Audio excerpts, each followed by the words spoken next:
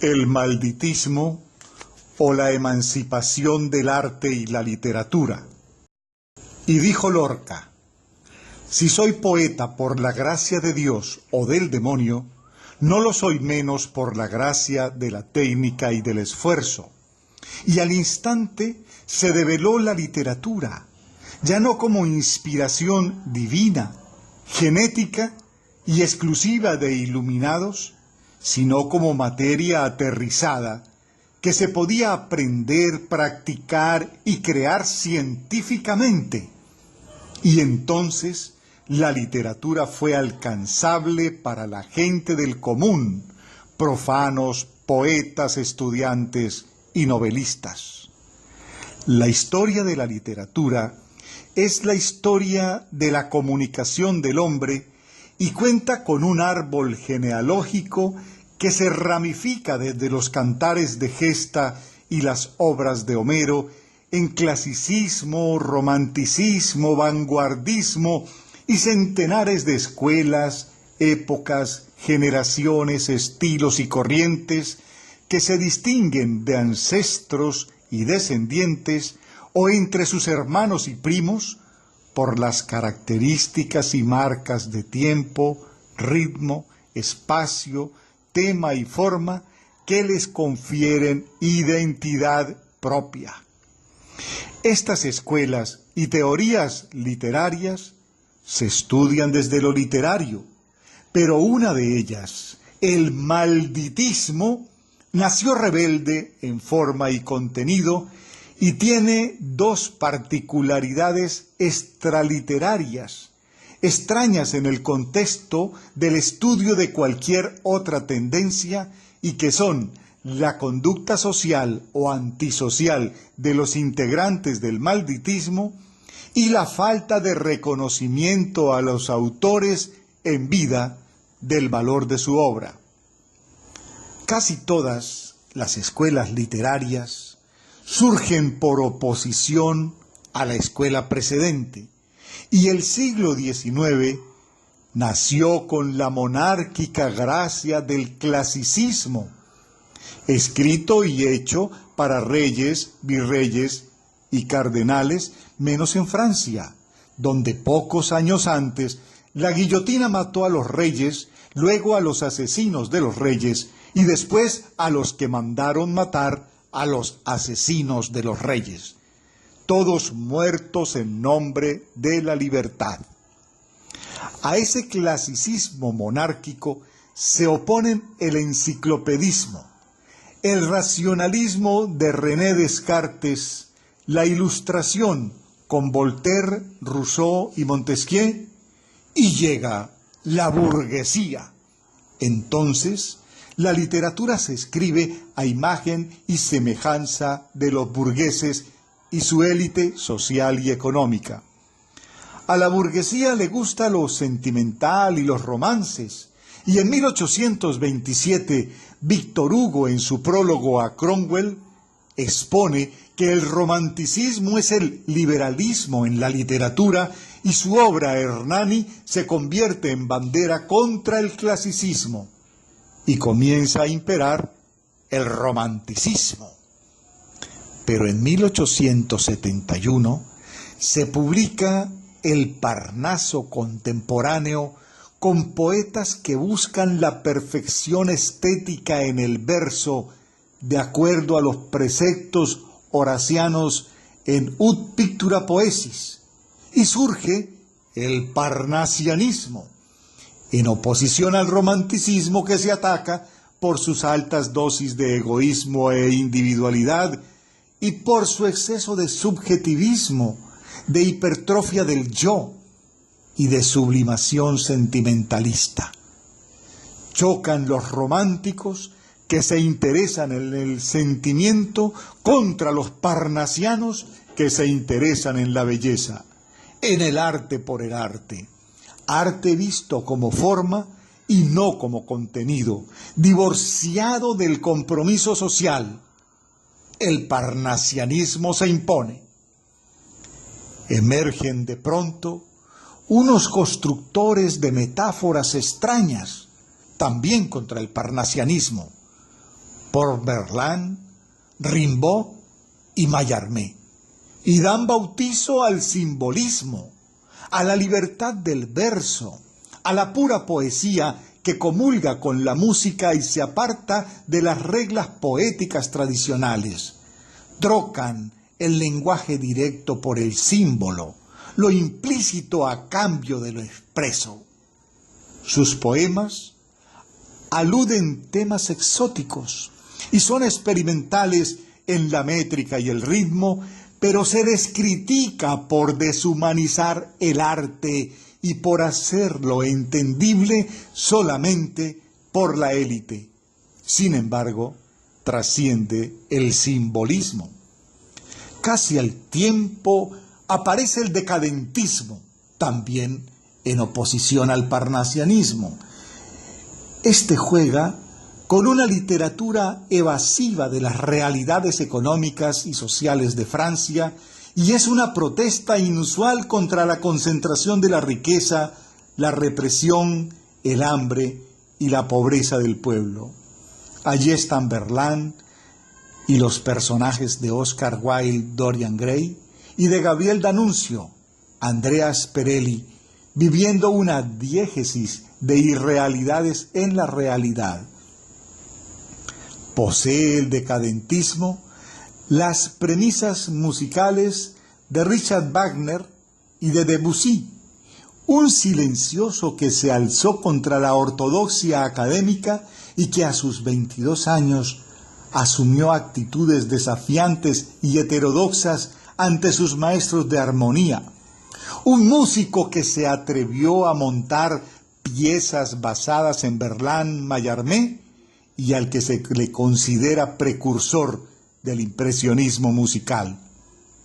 Los decadentes fueron llamados así para ofenderlos, pero a los ofendidos les gustó la ofensa y convirtieron el término en su divisa identitaria, acogiendo en el decadentismo a escritores y artistas opuestos a lo convencional, a quienes rompen dogmas, a los antipositivistas, a los antiacadémicos, a los antinaturalistas, y así escuelas y corrientes del arte y la literatura no relacionadas terminaron coincidiendo en el decadentismo. En pintura, Moreau da a conocer sueños extraños y novedosas teorías del color y la perspectiva, de las proporciones y la volumetría. Se trabajan tonalidades incomprensibles en temáticas sobrenaturales, colores inusuales en figuras deformes que apenas insinúan la realidad y que labran el sendero al siglo XX para el expresionismo, cubismo, surrealismo y arte abstracto, amén de infinidad de ramificaciones. Y es entonces la época del malditismo, de los poetas malditos que llegan allí. En 1832, ya Alfred de Vigny señala que los poetas son una raza maldita para los poderosos de la tierra, y en 1857 Baudelaire publica Flores del Mal, que inicia con el poema nihilista y de desprecio por sí mismo, Bendición, que inspirará a Verlaine para su libro Los poetas malditos. Cuando por un decreto de las potencias supremas el poeta aparece en este mundo hastiado, su madre, espantada y llena de blasfemias, crispa sus puños hacia Dios, que de ella se apiada. ¡Ah! No haber parido todo un nudo de víboras antes que amamantar esta irrisión. Maldita sea la noche de placeres efímeros en que mi vientre concibió mi expiación. El malditismo recoge escritores vagabundos, solitarios, de vidas entregadas a todos los excesos, que no se alimentan sino lo necesario para sobrevivir, porque se drogan con todas las drogas y se emborrachan con todos los licores y venenos, como la absenta, el hachís, el opio y la heroína, que duermen donde la noche lo permita, escribiendo sus alucinaciones sin publicar un verso, porque los editores no confían en su obra y los menosprecian. El malditismo congregó a los 6 poetas recogidos por Verlaine en Los Poetas Malditos y a Baudelaire, su inspirador. Fueron ellos Corbière, Rimbaud, Mallarmé, Valmore, Villiers y Paul Lelian, que es el mismo Verlaine, bajo este anagrama. Todos ellos singulares, no solo en sus versos, sino en el sentido que dan a sus vidas. Auténticas personalidades demoledoras que vivieron contra su tiempo, contra la moral conservadora, contra lo establecido, auténticos agitadores de conciencias desde la propia agitación de sus vidas en torbellino, personajes sorprendentes, extravagantes, que hoy inspiran a quienes desean encontrar en las letras su destino. Y tienen los poetas malditos unas características. 1. Son escritores o artistas talentosos, de vida desordenada y bohemia. Su concepto de libertad incluye alcoholismo, drogas, prostitución, descuido en el aseo, el cabello y el traje, conductas agresivas, hurañas, solitarias, violentas o criminales, y contrarias a la normatividad social y la convivencia en comunidad. Muchos son llevados por estas causas a prisión. 2. Son opuestos a los atavismos y valores de la sociedad burguesa y capitalista y están orgullosos de su actitud. Soy bohemio, moderno y me gusta serlo. Se consideran una élite intelectual y padecen desplén, tedio, hastío. 3. Su arte y literatura son libres, provocativos, tanto en su forma como en su temática, abordando lo tabú, el nihilismo, violencia, sexo, incesto, prostitución. Su religión es la contravía, la impura rebeldía. 4. Generalmente, los textos de sus obras son de difícil interpretación, llenas de simbolismos y metáforas oscuras. No practican la metáfora tradicional, son innovadores y herméticos. Sus círculos son cerrados, ese es el 5.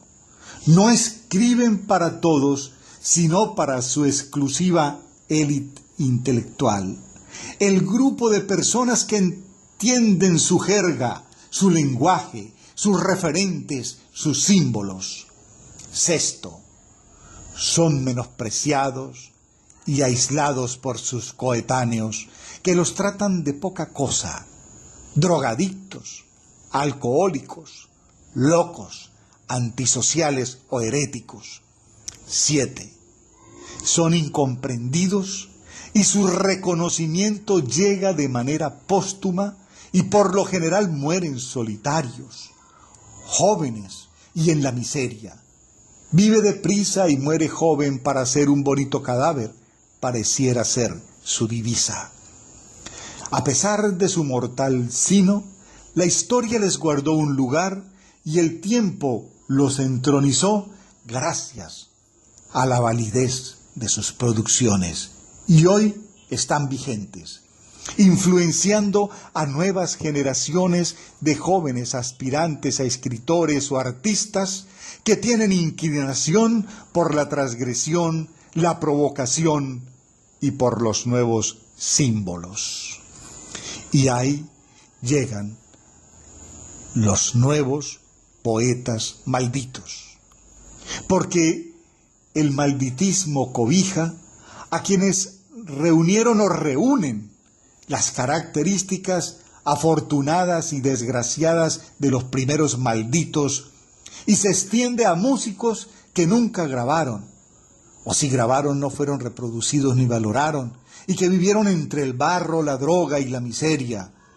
Y se extiende a los pintores que regalaron su obra por cualquier peso para aliviar el hambre o para comprar la dosis, y que luego de muertos el precio de cualquiera de sus cuadros bastaría para alimentar su descendencia de por vida.